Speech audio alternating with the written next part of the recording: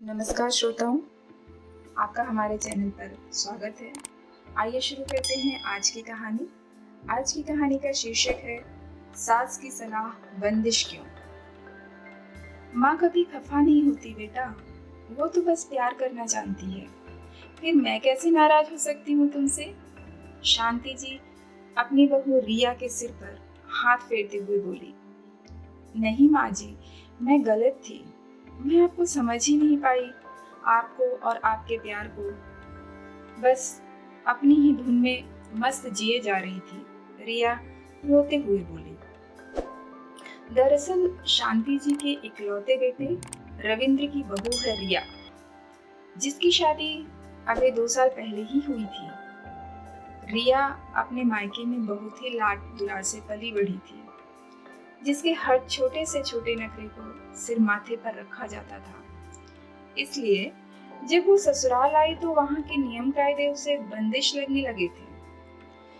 चूंकि रिया कामकाज में थोड़ी कच्ची थी, इसलिए शांति जी उसे टोकती रहती थी। यही बात उसे पसंद नहीं थी, क्योंकि वो अपनी जिंदगी अपने हिसाब से जीना चाहती थी।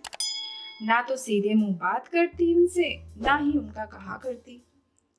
यहाँ तक कि अगर शांति जी कुछ कहती तो नमक मिर्च लगाकर रविंद्र को बोलती और रोना धोना शुरू कर देती थी, वो अलग।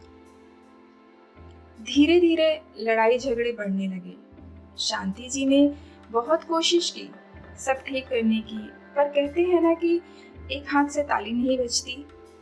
आखिरकार रिया ने एक दिन रविंद्र को फरमान सुना दिया कि या तो वो उसे चुने या अपनी माँ को। तुम्हें जहाँ जाना है वहां जाओ रिया, पर मैं अपनी माँ को नहीं छोड़ सकता, किसी भी कीमत पर नहीं। रविंद्र अपना फैसला बताते हुए बोला। सोच लो रविंद्र, बहुत पछताओगे अपने इस फैसले पर। तो मैं कभी लौट कर नहीं आऊंगी तुम्हारे पास, कहकर रिया अपना सामान लेकर अपने मायके चली गई। रोक ले बेटा बहू को, मेरा क्या है, आज हूँ कल नहीं, मेरे पीछे क्यों अपनी गृहस्थी खराब करता है। तो शांति जी रोते हुए बोली। नहीं माँ, आपकी जगह कोई नहीं ले सकता, वो ईश्वर भी नहीं। रिया तो फिर भी मेरी पत्नी है, उसे समझना होगा। माँ, इतना आसान नहीं होता माँ को ठुकराना। आप कोई चीज नहीं हो, जो पसंद ना आए तो बदल दो। मुझे जिंदगी देने वाली जननी हो मेरी। इतना कहकर रविंद्र वहां से चला गया। शांति जी बेचारी कुछ न कर पाई, सिवाय बैठकर अपने बेटे का घर टूटते हुए देखने के। इधर रिया अपना सामान पैक करके अपने मायके चली जाती है। अरे रिया बेटा, तुम, जमाई जी नहीं है तुम्हारे साथ? और ये बैग, सब ठीक है ना बेटा? रिया की माँ सुनीता जी बोली। अरे माँ, इतने सवाल, अंदर तो आने दो। तुम तो दरवाजे पर ही अदालत खोलकर बैठ गई। अब क्या आपके जमाई के बिना मैं अपने घर भी नहीं आ सकती? और वैसे भी मैं छोड़ आई हूँ उस घर को हमेशा के लिए। रिया अंदर आते हुए बोली। छोड़ आई हूँ सो क्या मतलब है तुम्हारा? सुनीता जी बोली। बस छोड़ आई मैं, जहाँ मुझे जीने की आजादी नहीं, मैं नहीं रह सकती उस कैद में। रिया बिना किसी संकोच के बोली। ये लो दीदी पानी, आप थक गई होंगी। रिया की भाभी परी पानी देते हुए बोली। और नहीं तो क्या माँ, बात बात पर टोकना, ये ऐसे करो वैसे करो, जैसे मैं कोई छोटी बच्ची हूँ। मैं तो थक गई उनके निर्देश सुनते सुनते, और उनका बेटा तो माँ का गुलाम निकला। जब मैंने उससे मेरे और अपनी माँ में से किसी एक को चुनने को कहा, तो उसने अपनी माँ को चुना, मुझे नहीं। और तुम जमाई का गुणगान कर रही हो। रिया अकड़ कर बोली। मैं तो बहुत खुश हूँ जो मुझे ऐसा समझदार जमाई मिला है, जो अपनी माँ की इज्जत करता है। बेवकूफ लड़की, इतने अच्छे परिवार को तू लात मार कर आ गई। सुनीता जी गुस्से में बोली।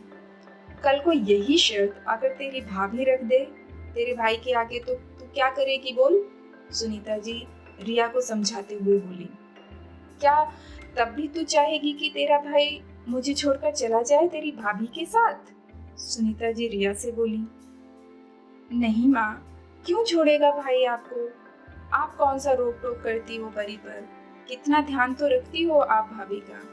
रिया अपनी माँ की तरफ मुखातिब होते हुए बोली। किसने कहा बेटा कि मैं परी को नहीं टोकती? जब इससे कोई गलती होती है तो मैं टोकती हूँ इसे। बस फर्क सिर्फ इतना है कि तू समधन जी की टोका टाकी को बंदिश समझती है और परी मेरी टोका टाकी को सलाह मानकर अपनी गलती सुधारती है। सुनीता जी परी के सिर पर हाथ फेरते हुए बोली। और इसलिए ये मुझे मान भी देती है और सम्मान भी। बेटा, मैं भी तो तेरी गलती को तो टोकती हूँ ना, तब भी तो हंसते मुस्कुराते मेरी बात मानती है ना। फिर समधन जी की सलाह बंदिश क्यों? लेकिन आज मेरी बेटी और मेरी परवरिश ने मुझे शर्मिंदा कर दिया। सुनीता जी अपने आंसू पोंछते हुए बोली। ऐसा मत बोलो माँ, मैं मानती हूँ मुझसे गलती हो गई। मैं माफी मांग लूंगी माँ जी से। जब तक माफ नहीं करेंगे उनके पैरों में बैठी रहूंगी, रिया रोते हुए बोली। और उसी वक्त अपनी माँ से विदा लेकर चल दी दूसरी माँ के पास। जैसे ही रिया अपने ससुराल पहुंची, सीधा जाकर शांति जी के पैरों में बैठ गई माफी मांगने के लिए जो भी उसने की थी।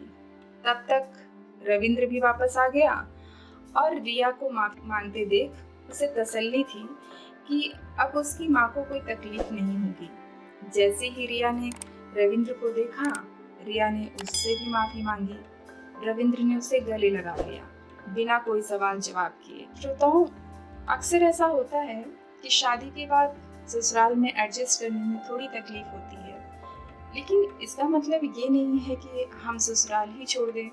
जब माँ की हर बात हम सिर माथे पर रखते हैं तो सास की क्यों नहीं? आखिर वो भी तो हमारी माँ ही है। आपकी क्या राय है? कमेंट करके जरूर बताएं। श्रोताओं, आज की कहानी अगर आपको अच्छी लगी तो वीडियो को लाइक तथा शेयर जरूर करें। अन्य कहानियों को सुनने के लिए चैनल को सब्सक्राइब अवश्य करें।